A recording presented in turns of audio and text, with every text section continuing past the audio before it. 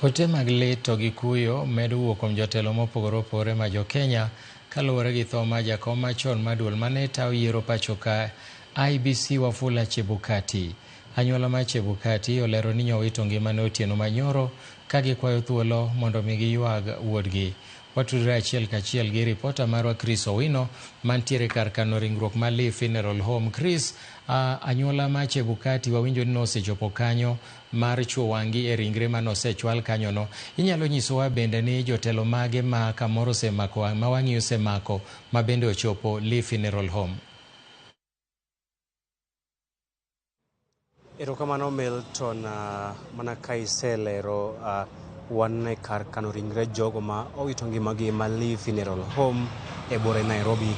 Mak mani nyaka sani pok ringre Wafula Chebukati jakom IEBC machon pok okel kae ka anyuola mage ler mwaseyudo en anyuola mage dhi nyime kod keto chenro mogik mar neno ni okele kae kar kano ringre joma otho ma Lee kowuok e kar od thieth ma Nairobi Hospital kama osebedo ka oyudo thieth mane oywayo ngimane mogik tane ong'ielo rengo Otieno manyoro kar saa 5 mar otieno.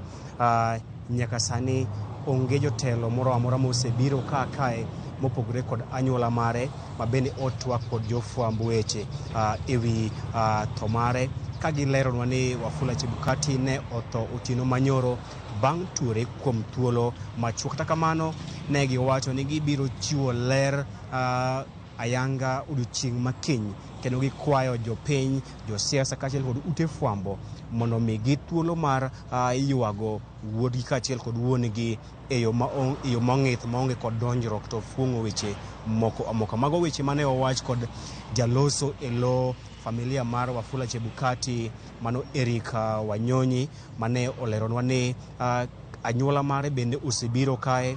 Wuongi ne osewuok e gwenge ma Kitale kendo biro kae mar riwore kodgi ka bende giwacho ni gin kaka anyuola gidhi bago romo odhiambo ma kawuono mar neno ni to gibiro yie mondo timne bero mar yango tho mare kose ok bi timne ringre mare bero mar yango gima ne dikel tho mare. Kata kamano gima ne giwacho en ni Wafula Chebukati osebedo ka tuore kendo ne ong'ielo rengo odiochieng' manyoro. Kata kamano gibiro chiwo lendo kata ler mong'ith ne jopiny odiochieng' makiny bang' romo odhiambo ma kawuono kaka anyuola mare.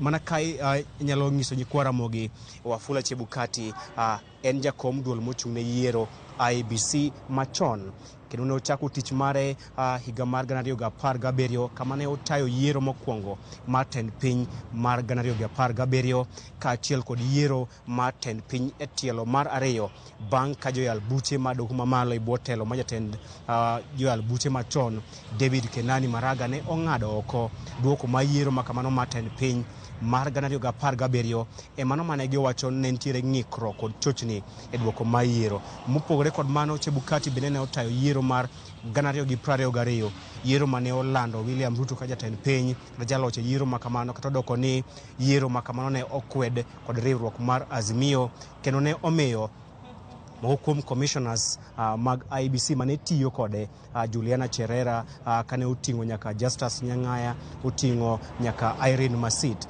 duto ne ok giyie kod duoko makamano, manyiso ni e bwo telo mare ka jakom machon mar IEBC osebedo kod ng'ikruok matin.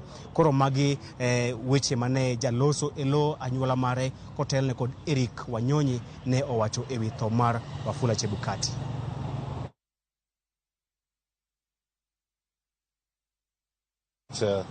The former chairman of IEBC, Wafula Wanyonyi Chebukati, he passed on in hospital here. All that the family is requesting currently is that we are all saddened with the loss, and as the family comes to terms with the loss, we are all asking everybody, including the press, the media, everybody running the social forums, please kindly allow the family some privacy during this very difficult moment. We'll be able to issue a formal communication hopefully by tomorrow after the family has had a meeting. The father came from Kitale last night. He's also here. We want to allow him to rest. The family will be having a meeting in the evening And after the meeting in the evening, tomorrow, hopefully in the morning, we should be able to send out some communication. But for the moment, we'll hit a situation where there's speculation. He was unwell and he rested yesterday. Milton mano jaloso elo anyuola mar Wafula Chebukati Eric Nyongesa Wanyonyi Wafula kane lero mana chung mar anyuola mar ewi tho mar Chebukati mana kane waselero wan kod geno ni ringre Wafula Chebukati ibiro chwalo kakae iseche mabiro ma usebedo juma ma usebedo koda tho mag jotelo e pacho kae ne waneno jaod bura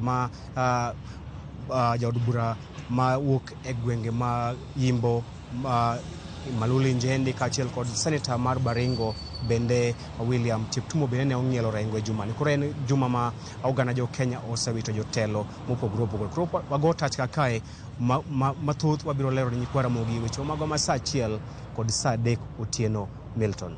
Erokamano ahinya Chris Owino, achiel kachiel kowuok Lee Funeral Home kama ringre mane en jakom mar IBC Wafula Chebukati okanie tok wito ngimane e kar thieth ma Nairobi Hospital otieno mokalo.